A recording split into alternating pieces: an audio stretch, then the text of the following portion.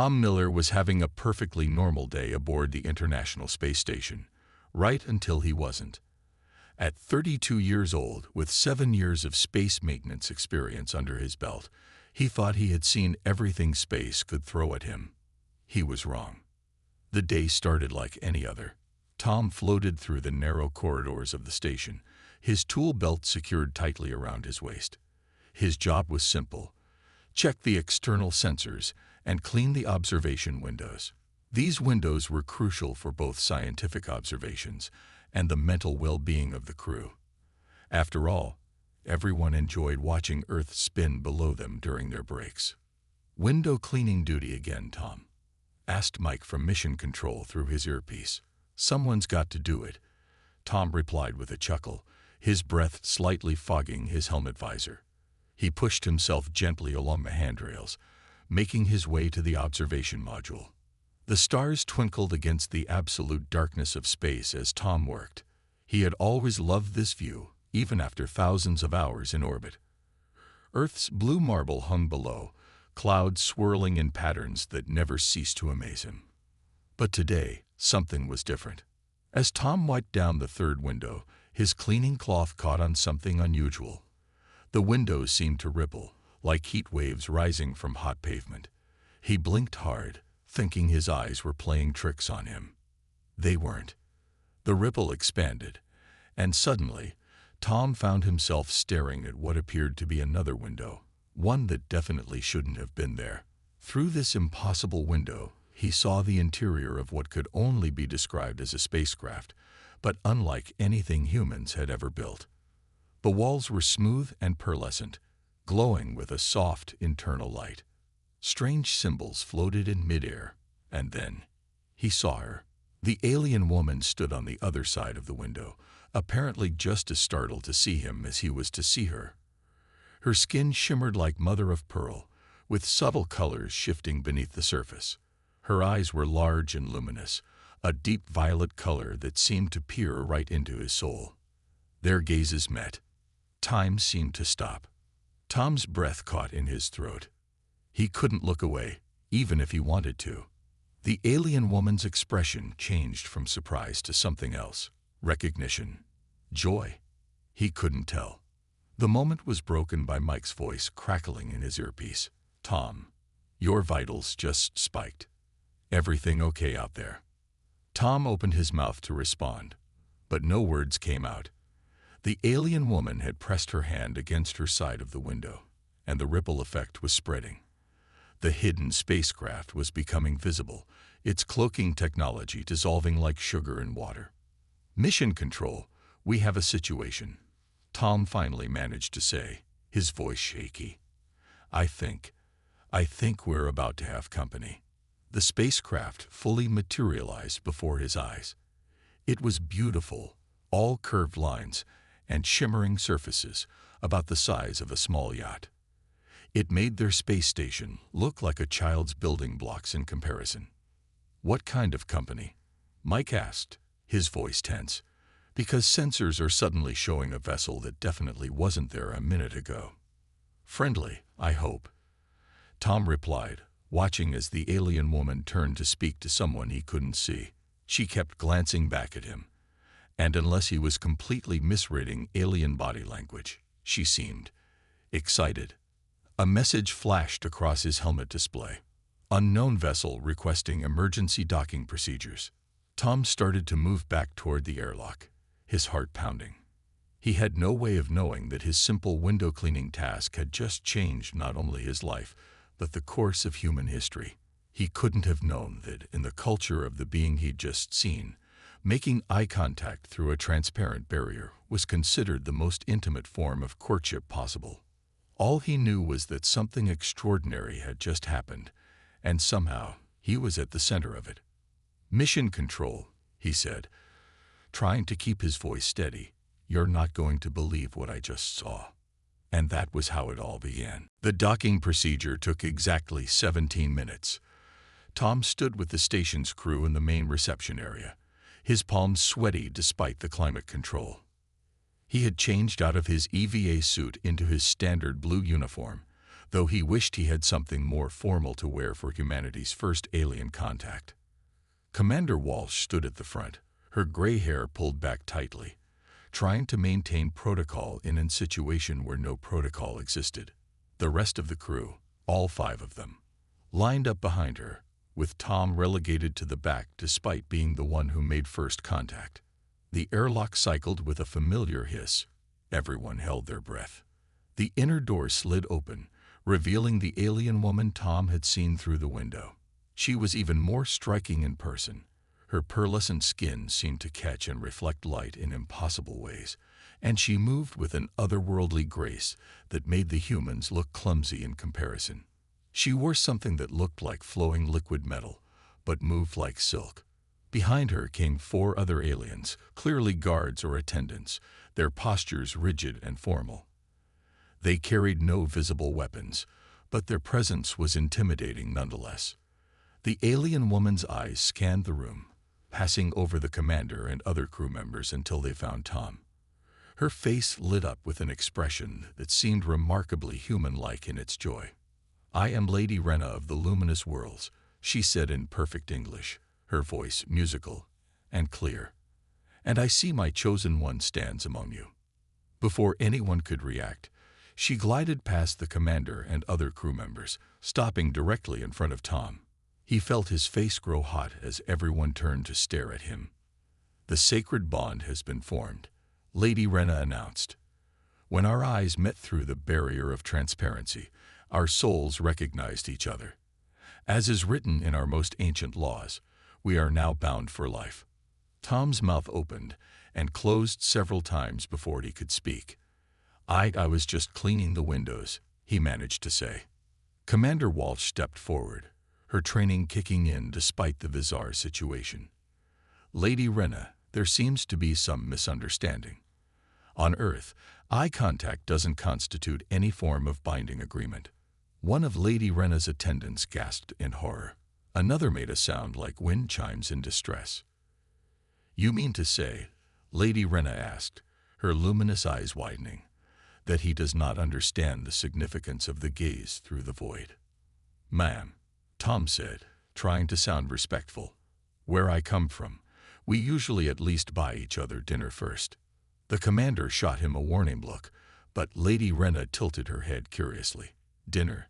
This is your bonding ritual, consuming sustenance together." "Well, it's usually a start," Tom said, wondering how he'd gotten himself into this situation. "Then people date for a while, get to know each other." "Date?" Another musical sound of distress from the attendants. "You mean you choose your life partners through multiple encounters? How inefficient. How can you be sure of your connection if you do not trust the first recognition of souls?" Commander Walsh cleared her throat. "Lady Rena, while we're honored by your interest in our crew member, this is a lot to process. Perhaps we could discuss this situation diplomatically." "There is nothing to discuss," Lady Rena said firmly. "I am a noble of the 7th sphere. The bond has been witnessed by my attendants. To reject it would bring shame to both our worlds." She turned to Tom, her expression softening. "But fear not, my chosen one. I will teach you our ways, as you shall teach me yours." Tom looked helplessly at his commander, who seemed just as lost as he was. Through the window behind them, Earth continued its peaceful rotation, completely unaware that its first diplomatic crisis with an alien species was unfolding because of a window-cleaning accident. "So," Tom said weakly, "about that dinner." At least Lady Rena seemed pleased by that suggestion. News of the incident spread faster than light itself. Within hours, Tom found himself at the center of an interstellar diplomatic crisis, all because he'd looked through the wrong window at the wrong time, or the right time, depending on who you asked. The space station's communication system was overwhelmed with incoming messages. The UN Security Council was in emergency session. NASA administrators were having panic attacks. And Tom, he sat in the station's common room, trying to make sense of a datapad Lady Rena had given him, filled with information about her people's customs. In the ancient times, he read aloud, Our ancestors discovered that the purest connection between souls occurred when eyes met through the void of space. He rubbed his temples. Great. Lady Rena sat across from him, watching with obvious fascination as he sipped his coffee. She had declined the offer of a cup, explaining that her species absorbed nutrients directly through their skin. Her attendants stood guard nearby, looking increasingly uncomfortable with every passing hour in human company. Your world's leaders seem distressed, Lady Rena observed, her skin rippling with concerned colors. They do not approve of our bond. Tom chose his words carefully. It's not that they don't approve. It's just that on Earth, marriage, or any kind of life partnership, usually involves a lot more paperwork and a lot less accidental window cleaning.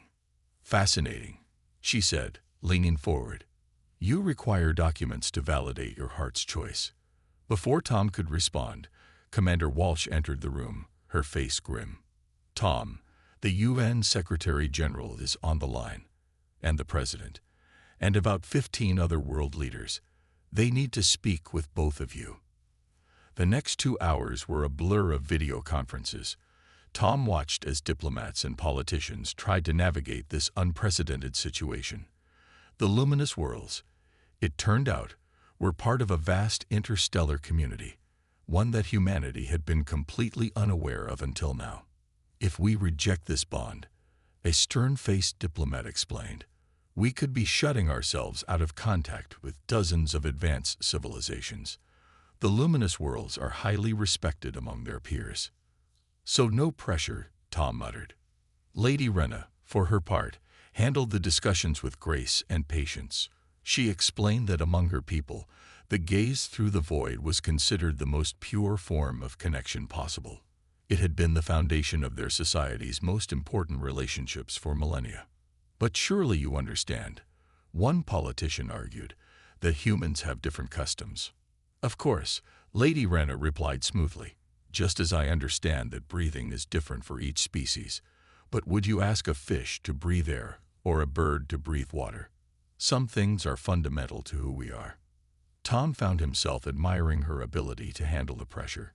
She was clearly intelligent and diplomatic, even if her customs seemed bizarre to him.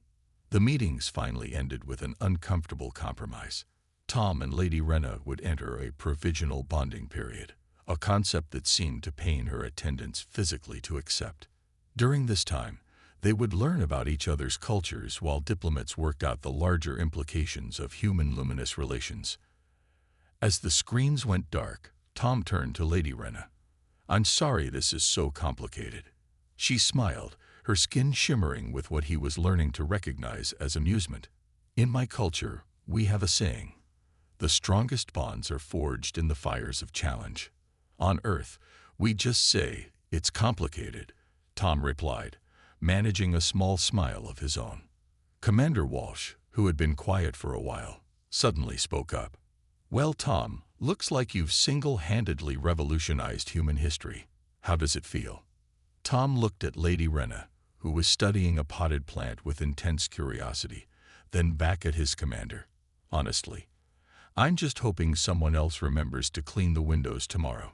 At least that made everyone laugh. Even the attendants made their wind chime sounds of amusement. It wasn't much, but it was a start. 3 days into their provisional bonding period, Tom discovered that Lady Rena had never eaten solid food. This revelation came during what was supposed to be a formal dinner in the station's makeshift dining area, specially arranged to honor their unique situation. So your entire species absorbs nutrients through your skin? Tom asked, fascinated despite himself. He watched as she ran her hand through a bowl of specially prepared nutrient mist, her skin glowing faintly where it made contact. Yes, she said, her violet eyes twinkling with amusement. Though I must admit, watching you eat is intriguing. All that chewing and swallowing. It seems terribly inefficient. Tom nearly choked on his rehydrated pasta. Well, when you put it that way. Over the past few days, they had been required to spend time together, ostensibly for diplomatic reasons. But something unexpected was happening. The awkwardness was beginning to fade. replaced by genuine curiosity about each other's worlds. "Tell me about your childhood," Rena asked, watching as Tom twirled pasta around his fork. She had insisted he drop the lady title during their private conversations. "What games do human children play?" Tom told her about hide-and-seek, tag, and building sandcastles. She, in turn, described games where children of her species would change their skin patterns to match complex light sequences, their version of Simon Says. "We also had pets," Tom said, pulling out his phone to show her pictures of his family's old dog. This was Max. Rena's skin rippled with delight as she studied the image. "Such a fascinating creature. On my world, we bond with luminescent clouds of gas. They follow us around and change colors based on our moods. Like a mood ring crossed with a balloon," Tom suggested, then spent the next 20 minutes explaining what both those things were. Their conversations weren't always easy. Cultural misunderstandings popped up constantly. Tom learned the hard way that scratching his nose was considered a grave insult in luminous society. Apparently, it mimicked a gesture of war declaration. Rena, meanwhile, had to be carefully taught that humans couldn't actually change their skin color to express emotions. "But how do you show your feelings?" she had asked, genuinely distressed. "We use words," Tom explained, "and facial expressions, and sometimes we just mess it up completely." One evening, they sat in the observation module, watching Earth spin below them. Rena's attendants had finally begun to relax enough to give them some space, though they never strayed too far. "Your world is beautiful," Rena said softly. "All that blue and green and white. My homeworld is mostly crystal and light. The surface shimmers like your skin," Tom suggested. She turned to him, surprised. "Yes, exactly. You're becoming quite observant of our ways." "Well, when you accidentally get engaged to someone through a window, you try to pay attention to the details," Tom joked. To his surprise, she laughed, a sound like wind chimes in a gentle breeze. "You know, among my people, there's a belief that accidents are just the universe's way of putting things in order." Tom found himself smiling. "On Earth, we say everything happens for a reason. Perhaps our peoples aren't so different after all," Rena mused. Just then, one of her attendants approached, looking agitated. The attendant spoke rapidly in their native language, a series of musical tones that Tom couldn't hope to understand. Rena's skin darkened slightly, a sign Tom had learned meant concern. She turned to him, her expression serious. "It seems our quiet time of getting to know each other is about to become complicated," she said, using his own word from days before. "A delegation from my world is arriving. They're not all as open-minded about interspecies bonds as I am." Tom looked at her worried face and felt something shift inside him. 3 days ago, she had been an alien who had thrown his life into chaos. Now, seeing her concerned made him want to help. "Well," he said, trying to sound more confident than he felt, "I guess we'll handle it together." Her skin brightened immediately, and Tom realized he must have said exactly the right thing. The luminous delegation arrived in 3 ships that made Lady Rena's vessel look modest. Their arrival cast shimmering patterns across the space station's windows, like an aurora borealis gone wild. Tom stood beside Rena in the docking bay, trying not to fidget with his freshly pressed uniform. She had warned him about the delegation, but nothing could have prepared him for what emerged from those ships. Lord Brightness of the Third Sphere led the group, his skin practically blazing with disapproval. Behind him came 12 nobles, each trying to outshine the others. Literally. The effect was like standing in front of a dozen angry disco balls. "Lady Rena," Lord Brightness spoke, his voice carrying harmonic undertones that made Tom's teeth vibrate. "You shame our people with this association."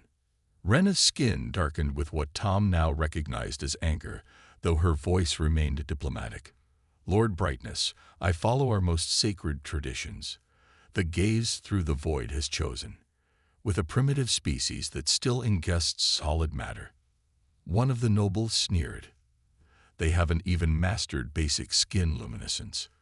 Tom felt his face grow hot. We may not glow, he said, stepping forward, but we've managed to build this station and develop space travel on our own. The nobles recoiled as if he'd thrown water on them. Lord Brightness's skin flashed warning patterns. It speaks without permission. He speaks as my chosen one, Rena countered, her hand finding Tom's. As is his right. The situation might have deteriorated further, but Commander Walsh chose that moment to arrive with Earth's hastily assembled diplomatic team. The humans looked small and dull next to the glowing aliens, but they carried themselves with dignity. "Welcome to Earth's International Space Station," Walsh began, but Lord Brightness cut her off. "We do not recognize this bond," he announced. "Lady Rena will return with us immediately. The luminous worlds will not be tainted by association with consumers of dead matter." The human diplomats bristled. One of them, a sharp-eyed woman named Dr. Rogers, stepped forward. "The luminous worlds might want to consider their position carefully.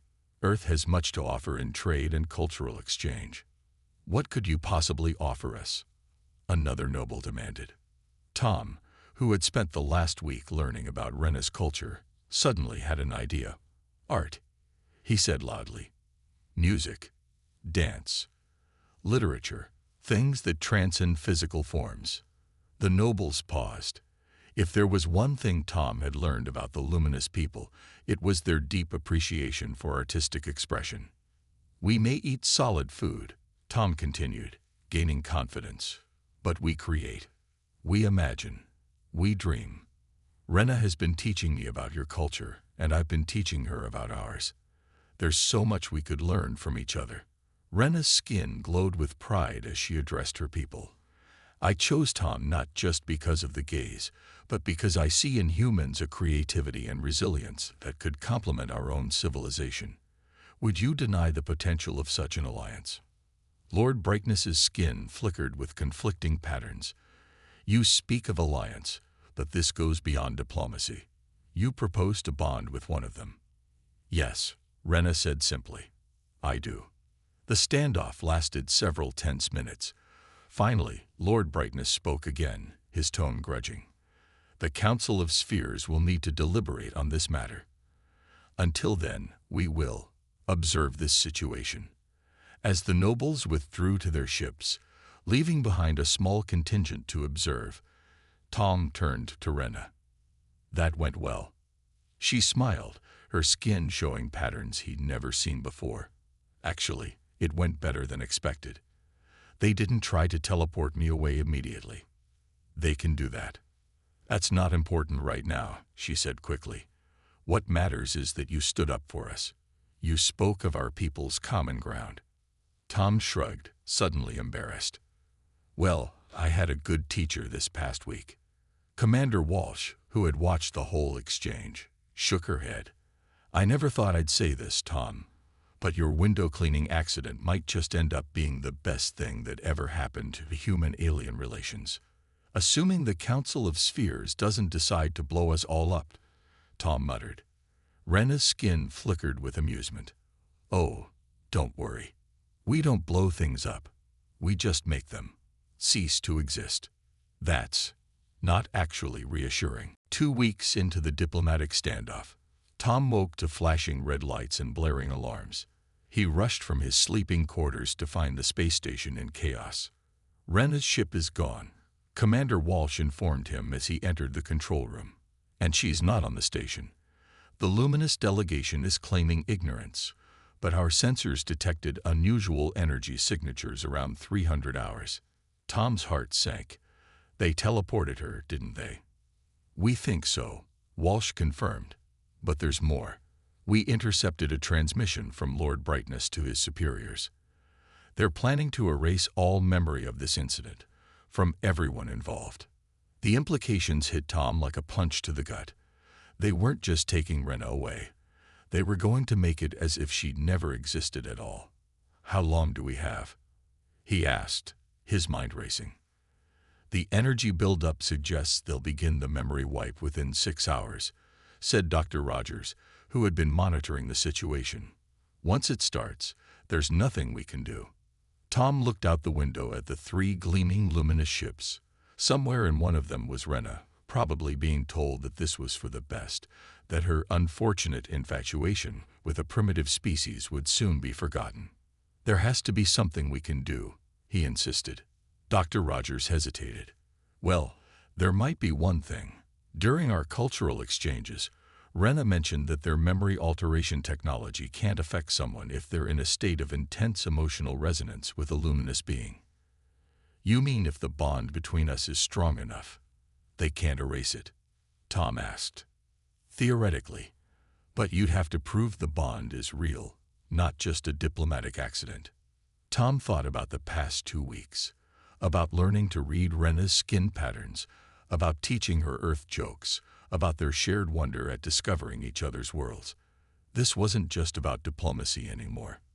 "I need a spacesuit," he announced. Commander Walsh stared at him. "What are you planning?" "Something stupid," Tom admitted. "But if it works, it might save both our world's first real connection." 20 minutes later, Tom was outside the station in his EVA suit, pushing off toward the largest luminous ship. He knew they could see him coming. He was counting on it. "Tom, you're violating about 15 protocols right now," Walsh's voice crackled in his ear. "Add it to my performance review," he replied, his eyes fixed on the ship ahead. As he approached, he began to broadcast on all frequencies. "My name is Tom Miller. I'm the human who looked through a window and saw something amazing. You can try to erase that, but you can't erase what it means." The ship's surface rippled, and suddenly he could see through its hull, just like that first day with the window. Inside, he saw Rena, surrounded by nobles trying to reason with her. Her skin was almost gray with distress. Then she saw him. Their eyes met through the barrier of the ship's hull, just like before. But this time, it wasn't an accident. The gaze through the void isn't just about seeing someone, Tom continued broadcasting. It's about being seen. Really seen. Your people understand that better than anyone. So see us now. Rena pressed her hand against the ship's hull. Her skin began to glow with a brilliance that outshone even Lord Brightness. The nobles around her backed away, their own skin patterns showing shock. And was that awe? Tom pressed his gloved hand against his helmet, matching her gesture. "I choose this bond," he declared, "not because of tradition or diplomacy, but because sometimes the universe knows what it's doing, even when it seems like an accident." The ship's hull solidified again, but before Tom could fear the worst, a docking bay opened. Inside stood Rena, her skin radiating patterns of joy he'd never seen before. "Well," her voice came through his radio, "I suppose this proves it's not just an accident anymore." Behind her, Lord Brightness's skin showed patterns that Tom had learned meant resignation mixed with reluctant respect. Sometimes, it turned out, the best way to handle opposition was to prove it wrong. 1 year after the window cleaning incident that changed 2 civilizations, Tom and Rena stood together in a specially designed chamber that accommodated both human and luminous customs. The room was half filled with traditional Earth air, and half with the luminescent atmosphere of Rena's homeworld, separated by a transparent barrier, a symbolic tribute to their first meeting. The ceremony was being broadcast across Earth, and to 17 different alien worlds. Tom wore a traditional Earth tuxedo, while Rena's skin glowed with her people's ceremonial patterns, her natural luminescence enhanced by delicate crystal accessories that caught and reflected her light. "Who would have thought," Tom whispered through their private communication channel, "that cleaning windows would lead to this?" Rena's skin rippled with amusement. "On my world, there's now a saying, 'Love is like a clean window. It lets you see clearly what was always there.'" "That's terrible," Tom grinned. "You've been spending too much time learning Earth humor." The ceremony itself was unique in galactic history. Lord Brightness, who had become an unexpected ally after Tom's space-suited declaration, conducted the luminous rites. He had admitted, rather grudgingly, that any human willing to risk spacing himself for love deserved some respect. On the Earth side, Commander Walsh led the human ceremonies. The space station where it all began orbited silently above them, visible through the chamber's ceiling window. Today, Walsh announced, we celebrate not just the union of two people, but the beginning of a new era of understanding between our peoples. The past year had brought remarkable changes. The luminous world had opened diplomatic relations with Earth, leading to technological and cultural exchanges that benefited both societies. Humans learned about clean energy from the luminous people's mastery of light, while the luminous beings discovered a newfound appreciation for Earth's arts and music. Tom and Rena had become symbols of this cooperation, though they were more amused than anything by their celebrity status. They'd been too busy learning about each other to pay much attention to the politics. Do you remember teaching me about human food? Rena asked during the reception, watching as Tom enjoyed a piece of wedding cake. How could I forget? You were horrified by the concept of chewing for 3 straight days. Well, she said, her skin showing patterns of mischief, I've been practicing something. To Tom's amazement, Rena picked up a small piece of cake and, with visible concentration, managed to eat it. The assembled guests, human and luminous alike, burst into applause. That's my first and last time, she declared, her skin flickering with effort. I don't know how you humans do this constantly. The changes weren't just cultural. Their union had sparked a wave of research into human luminous compatibility. Scientists had developed new technologies to allow them to share living spaces comfortably, leading to innovations that benefited both species. As the celebration continued, Tom and Rena slipped away to their favorite spot, an observation deck overlooking Earth. The planet glowed below them, while the stars twinkled above. Any regrets? Tom asked, watching the play of light across her skin. About choosing a mate who can't change the color of his skin to match mine, who insists on eating solid food, who needed a translator for the first 3 months just to understand my emotional patterns. Her skin glowed with warmth. Not one. Even though we had to rewrite about a dozen diplomatic treaties just to make this legal. Especially because of that, she laughed. We made the impossible possible. And look what it led to. She gestured to where Earth hung below them, now hosting its first luminous embassy, while humans were already establishing their first colony on a luminous world. Besides, she added, you still clean windows better than anyone I know. I've retired from that particular profession, Tom said firmly. One accidental interstellar incident is enough for one lifetime. As they stood together, their reflection in the observation window showed 2 very different beings who had found something unexpected.